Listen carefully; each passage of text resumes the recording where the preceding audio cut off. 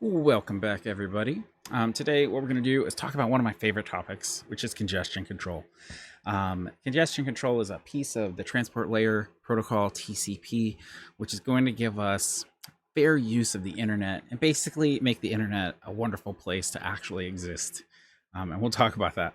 As always, we're using Computer Networks and Systems Approach by Peterson Davey, which you can get here.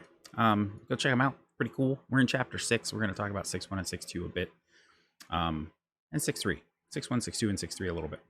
So let's start at the beginning. If you have a couple of sources interacting with one router, basically what's happening is packets arrive at the router and they're waiting to kind of be shipped out the other end. And in order to do that, you have queues. First in, first out, usually, although there is some research in doing other cool stuff.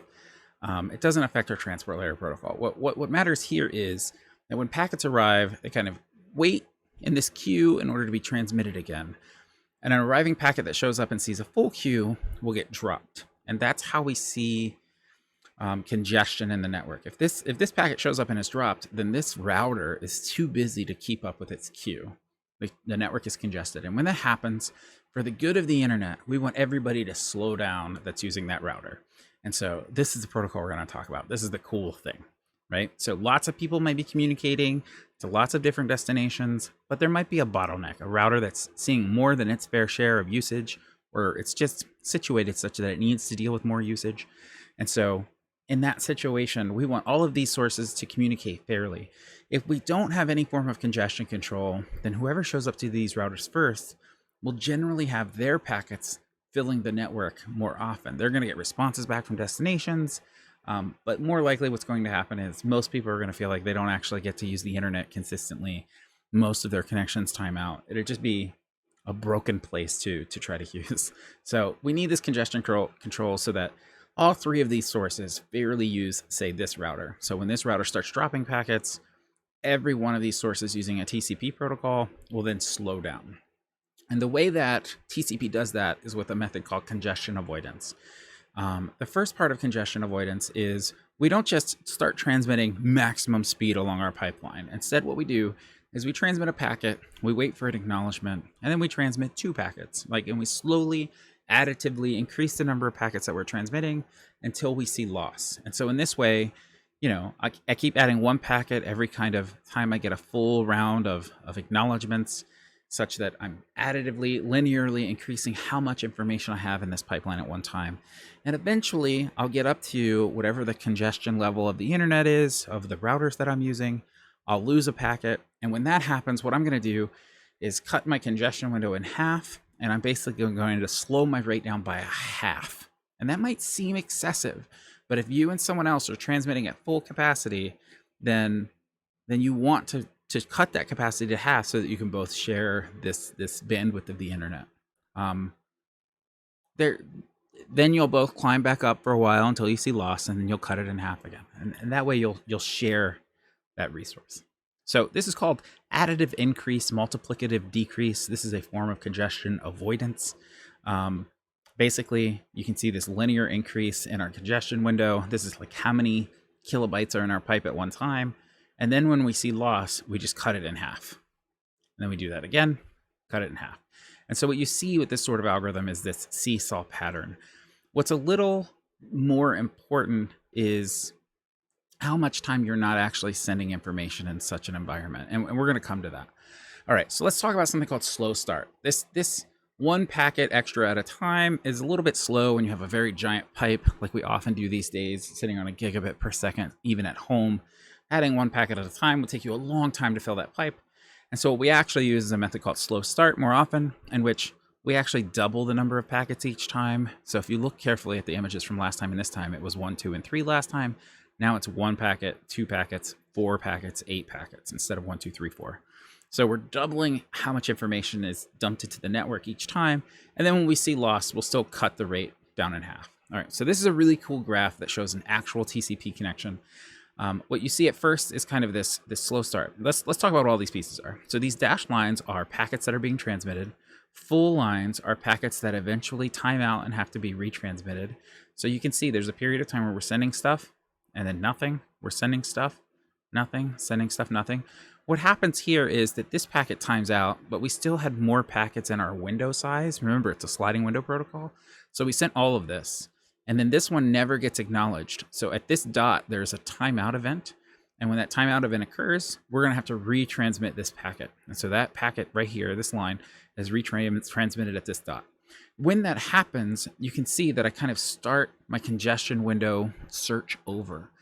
I kind of drop this all the way down and start over. Now, this whole period of time here, this is kind of like the level at which I know my congestion window can't currently handle. I know my internet, my pipeline can't currently handle this because as I was approaching that line, I had loss. And so what I really kind of want to happen is to back off of this a little bit more slowly and maybe drop it in half and kind of transmit at that level. And that there's kind of two competing things that are happening here. One is the slow start and one is the congestion window or maximum congestion window. And these things are kind of working in tandem to make sure that you're keeping your pipe full. Now there's a couple things to notice here. One, there's a lot of white space where we're not transmitting any information.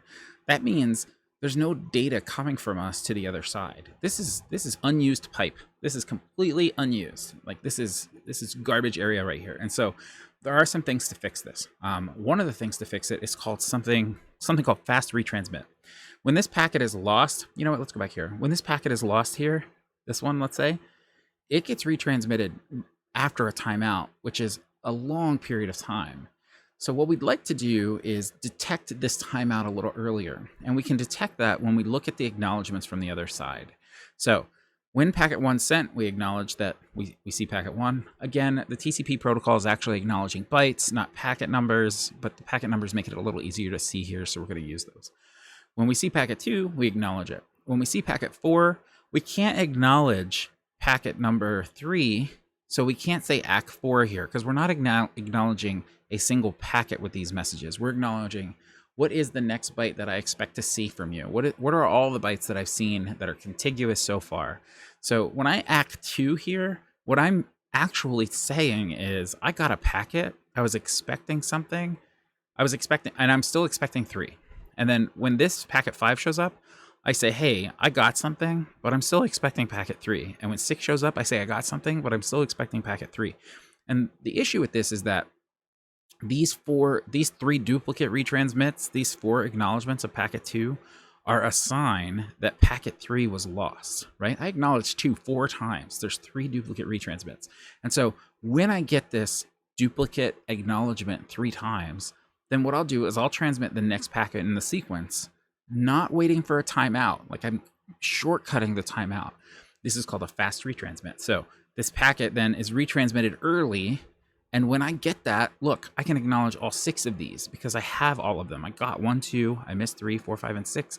I can acknowledge all 6. And so I can kind of keep my pipe full by not waiting for that timeout, and I can make some adjustments. There's also a process called fast recovery.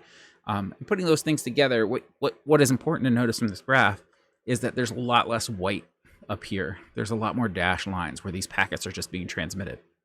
There's still timeouts because we still kind of go over our congestion level of the internet. But those timeouts are short-lived because this packet doesn't actually time out.